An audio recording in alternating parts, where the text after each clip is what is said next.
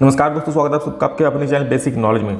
दोस्तों कैसे आप सब, आशा करता है आप सभी बहुत अच्छे होंगे और आप लोगों की पढ़ाई बहुत ही अच्छे तरीके से चल रही होगी। तो दोस्तों आज हम लोग लेकर आए हैं धातु और अधातु का अगला पार्ट। इसके पिछले वाला पार्ट हम लोग पिछले वाला वीडियो में देख चुके थे। आज हम लोग देखेंगे उसका अगला पार्ट। उसमें बहुत ही महत्वपूर्ण सवाल है इसमें, और इसमें से बहुत सारे क्वेश्चन एग्जाम में आ सकता है, बहुत सारे क्वेश्चन एग्जाम में आया हुआ भी है। तो हर एक क्वेश्चन को ध्यान से देखिए और उसके हर एक एंगल पर मैं जो विचार कर रहा हूँ उस पर भी आप लोग ध्यान दीजिए, क्योंकि उसमें से कोई भी क्वेश्चन उठकर आ सकता है। तो चलिए हम लोग आज की इस क्लास को शुरू करते हैं। और उससे पहले बता देना चाहता हूँ, अगर आप लोग हमारे टेलीग्राम चैनल से अभी तक नहीं जुड़े हैं तो जुड़ जाइए। वहाँ पर डेली आप लोग क्विज होता है, उसमें भाग लीजिए, बहुत सबको मज़ा आता है और अपना टेस्ट को, अपना नॉलेज को जांचिए। तो चलिए दोस्तों आज क्लास को शुरू करते हैं। देखिए पहला क्वेश्चन है हम लोग का, विद्युत बल्ब का तंतु किस धातु का बना होता है। देखिए बहुत ही आसान और बहुत ही महत्वपूर्ण सवाल है। विद्युत बल्ब का तंतु किस धातु का बना होता है। हम लोग घर में जो इलेक्ट्रिक लाइट जलता है, बल्ब जलता है, उसमें जो रोशनी देता है वो तंतु किसका बना होता है, तो वो बना होता है टंगस्टन का। जी हाँ दोस्तों, और टंगस्टन क्यों बना होता है, क्योंकि टंगस्टन का गलनांक बहुत ही ज़्यादा होता है। और गलनांक ज़्यादा होने का कारण ये है क्योंकि उसका वो जलता रहता है तो बहुत ज़्यादा हीट होता है, बहुत ज़्यादा गर्म होता है। अगर उसका गलनांक कम होगा तो जल्दी गल जाएगा ना, इसलिए उसमें हमको बहुत ज़्यादा गलनांक वाला पदार्थ चाहिए, इसलिए हम लोग उसका वहाँ पे यूज़ करते हैं टंगस्टन धातु का। ठीक है, क्योंकि टंगस्टन धातु का गलनांक क्या होता है, बहुत ही ज़्यादा होता है, वो जल्दी गलता नहीं है। और अगर कम गलनांक वाला धातु लेते तो जल्दी जल्दी फ्यूज हो जाता, तो फिर हम लोग का बहुत लॉस होता ना। तो चलिए अगला सवाल देखते हैं क्या है। लोहा एवं इस्पात को जंग से सुरक्षित रखने के लिए उन पर किस धातु की पत्ती पर चढ़ाई जाती है। जब हम लोग लोहा और इस्पात को जंग से सुरक्षित रखने का बात करते हैं तो उस पर किसका परत चढ़ाते हैं, तो उस पर चढ़ाते हैं दोस्तों जिंक का परत। और इस प्रक्रिया, ऐसा भी क्वेश्चन हो सकता है इसकी, अगर लोहा और इस्पात की परत चढ़ाने की प्रक्रिया, लोहा और इस्पात को जंग से सुरक्षित रखने के लिए जो परत चढ़ाते हैं उस पर, उस प्रक्रिया को क्या कहते हैं, तो उस प्रक्रिया को हम लोग कहते हैं यश दलेपन। याद रहेगा, उसको हम लोग कहते हैं यश दलेपन। ठीक है, चलिए अगला सवाल देख लेते हैं हम लोग। धातुओं की प्रकृति होती है, धातुओं की प्रकृति कैसी होती है, विद्युत ऋणात्मक, विद्युत धनात्मक, उदासीन या इनमें से कोई नहीं। तो देखिए हमको पहले जानना होगा विद्युत धनात्मक और विद्युत ऋणात्मक होता क्या है। तो सबसे पहले समझ लीजिए, अगर कोई धातु इलेक्ट्रॉन का त्याग करता है, ठीक है, तो वो हो जाएगा विद्युत धनात्मक। अरे भाई जब धनात्मक कोई बड़ा आदमी होगा तभी ना कुछ देगा, आपके पास रहेगा तभी ना कुछ दीजिएगा, तो वो क्या हुआ, धनात्मक, बड़ा आदमी हो गया। ठीक है, और विद्युत ऋणात्मक मतलब क्या, जो लेता है, अगर आप किससे 2 रुपया ले लिए मतलब आप ऋणी हो गए ना, तो इसीलिए जो इलेक्ट्रॉन का ग्रहण करेगा, जो इलेक्ट्रॉन लेगा वो ऋणी हो जाएगा, जो इलेक्ट्रॉन देगा वो धनी हो जाएगा। तो सेम केसेस विद्युत में ही, यहाँ धातु में भी होता है। कोई अगर इलेक्ट्रॉन देता है तो विद्युत धनात्मक, इलेक्ट्रॉन जो ग्रहण करता है वो विद्युत ऋणात्मक।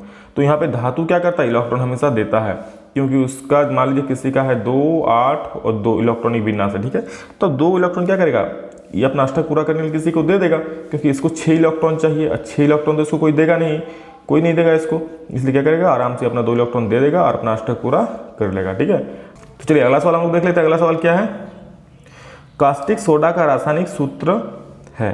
कास्टिक सोडा का रासायनिक सूत्र बहुत बार एग्जाम में पूछा गया है, इसको याद रखिएगा, ये होता है NaOH, सोडियम हाइड्रोक्साइड। ठीक है, नेक्स्ट क्वेश्चन, अमलगम में कौन सी धातु का रहना अनिवार्य होता है। अमलगम जो होता है उसमें मतलब कौन सा धातु रहेगा तभी हम उसको अमलगम कहेंगे, तो उसमें पारा का रहना होता है। मतलब ऐसा मिश्र धातु जिसमें एक चीज़ पारा होता है, बाकी कोई कुछ भी हो सकता है, सिर्फ एक उसमें पारा होना चाहिए। ठीक है, तो अगर कोई एक धातु में पारा होता है तो उसको हम लोग कहेंगे अमलगम। ठीक है, तो इसका क्या आंसर हो जाएगा, पारा हो जाएगा 5 नंबर का। बहुत ही महत्वपूर्ण सवाल है, सारे महत्वपूर्ण सवाल है, आप लोग सबको अच्छा से याद कर लीजिए, एग्जाम में जरूर देखने को मिलेगा। सिनेबार किस धातु का अयस्क। अब सिनेबार किस धातु का अयस्क है, तो आप लोग याद रखिए, सिनेबार जो होता है ये पारा का अयस्क होता है। ठीक है, मतलब जिसमें पारा रहेगा उसको हम लोग कहेंगे, मतलब पारा से बने अयस्क को क्या बोलते हैं, सिनेबार बोलते हैं। चलिए अगला सवाल देख लेते हैं, क्या आभूषण बनाने के लिए सोने का प्रयोग किया जाता है। जी हाँ, हम लोग तो सभी जानते हैं कि आभूषण बनाने के लिए सोने का प्रयोग किया जाता है। तो कितना कैरेट का किया जाता है, 22 कैरेट का, 23, 24 की 25 कैरेट का। आप लोग को कितना कैरेट का चाहिए, 24 कैरेट का शुद्ध सोना का आभूषण चाहिए।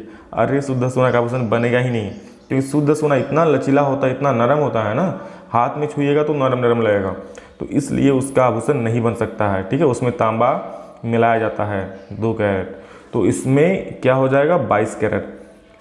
आभूषण कितना कैरेट का बनता है? 22 कैरेट। तो बोलेगा शुद्ध सोना का आभूषण बनाते हैं हम, तो बिल्कुल गलत बोलता है, क्योंकि उसमें एक्चुअली 2% सोना मिला 2% तांबा मिलाया हुआ रहता है, तभी सोने का आभूषण बनेगा। शुद्ध सोने का आभूषण कोई बना ही नहीं सकता है, ठीक है। बहुत ही लचीला होता है, बहुत ही नरम होता है। तो चलिए अगला सवाल हम लोग देख लेते हैं। सीसा एवं टीन से बने मिश्रातु का नाम है। सीसा और टीन से जो मिश्रातु बनता है उसका नाम क्या है? तो उसका नाम तो याद रखिएगा सोल्डर होता है, ठीक है। अब सर सोल्डर मतलब क्या होता है? घर में आप कभी देखें इलेक्ट्रिशियन को, जब कहीं पे तार और टूट जाता है तो उसको जोड़ने के लिए एक मशीन का यूज़ करता है, और जिसमें से सोल्डरिंग निकलता है और इसको जोड़ा जाता है। तो उसी हम लोग जो इसमें से निकलता है ना सोल्डर तार का, उसी को हम लोग सोल्डर बोलते हैं। सोल्डर किससे किससे बना होता है? ये सीसा और टीन से बना होता है, यानी कि पीबी और प्लस क्या एसएन से। जी हाँ, पीबी और एसएन से बना होता है, इसी को हम लोग बोलते हैं सोल्डर। चलिए अगला सवाल 9 नंबर क्वेश्चन। तांबा एवं जस्ते से बने मिश्रातु का नाम है। तांबा और जस्ते से जो मिश्रातु बनता है उसका नाम क्या है? याद रखिए उसका नाम पिताजी है। याद रखिए उसका नाम पीतल है। और इसका आप लोग सबसे बढ़िया ट्रिक दे रहे ना, एकदम याद रह जाएगा। कैसे? खाली याद रखिए पिताजी, ठीक है, पिताजी। सर इससे कैसे याद रहेगा? कैसे याद रहेगा? देखिए, पी से पीतल, ता से तांबा, जी से जिंक। पी से पीतल, ता से तांबा, जी से जिंक। पिताजी मतलब पीतल किससे बनेगा? ता और जी मतलब तांबा और जिंक से बनेगा। तो तांबा और जिंक से क्या बन जाएगा? पीतल, ठीक है। चलिए अगला सवाल देखते हैं हम लोग, और आखिरी सवाल आज का। सक्रियता श्रेणी में सबसे नीचे उपस्थित धातु होती है। हम लोग जो सक्रियता श्रेणी होता है, सक्रियता श्रेणी में सबसे नीचे कौन सा धातु होता है? सक्रियता श्रेणी आप लोग याद कर लीजिएगा, अगर याद नहीं है तो कमेंट सेक्शन में बोलिए, मैं उसके लिए एक ट्रिक बना दूंगा। ट्रिक है बहुत ही अच्छा, सबको याद हो जाएगा। और सक्रियता श्रेणी याद रहना बहुत ही जरूरी होता है, इससे बहुत सारे सवाल पूछा जाता है एग्जाम में, ठीक है। तो चलिए देख लेते हैं इसको। सक्रियता श्रेणी में जो सबसे नीचे होता है ना, वो सबसे कम अभिक्रियाशील होती है, और जो सबसे ऊपर होती है सक्रियता श्रेणी, मतलब बोल ही रहा है कि रिएक्टिवनेस किसमें कितना ज़्यादा, सबसे ऊपर होगा वो सबसे ज़्यादा रिएक्टिव होता है। मतलब कौन सा सबसे ज़्यादा रिएक्टिव होता है? पोटेशियम, उसके बाद सोडियम, उसके बाद मैग्नीशियम, ठीक है। सॉरी, मैग्नीशियम से पहले कैल्शियम होता है। तो सबसे जो अंतिम में होता है, मतलब सबसे कम जो रिएक्टिव होता है, वो होता है सोना। जी हाँ दोस्तों, सोना बहुत ही कम रिएक्टिव होता है, ठीक है। तो सक्रियता श्रेणी में सबसे नीचे उस धातु का नाम क्या हो जाएगा? सोना। तो चलिए आज का ये इतना ही सवाल था, बहुत ही आसान सवाल था। कल हम लोग नेक्स्ट चैप्टर ले आएंगे और उसमें बहुत ही अच्छा सवाल रहेगा। देखिए क्वेश्चन सब आसान है, और यही सब क्वेश्चन एग्जाम में ही पूछा था। आप लोग पिछले कुछ सालों क्वेश्चन भी देख सकते हैं। तो अच्छे से तैयारी कीजिए और मन लगाकर पढ़ाई कीजिए, और सारे सवालों को अच्छे से देखिए। मैं बीच में जो डिस्कशन कर रहा हूँ उसको भी याद रखिए कि सर क्या क्या बोले बीच में, तो एग्जाम में आप लोगों को बहुत ही ज़्यादा हेल्प होगा। तो चलिए दोस्तों आज के लिए इतना ही, फिर मिलते हैं।